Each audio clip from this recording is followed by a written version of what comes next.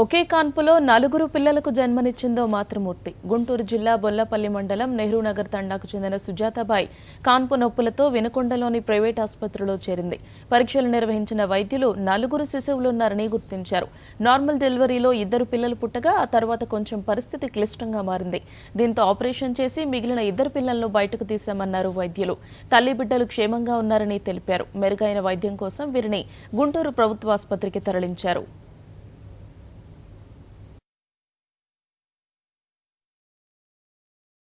ఇది 7వ నెల అని చూసుకుని 4 పిల్లలు ఉన్నారని చెప్పేసి చూసుకున్నాము. కొంచెం లైట్గా నొప్పులు అంటే కనుక చూస్తే ఆల్రెడీ కాన్పు నొప్పులు మొదలైనాయి.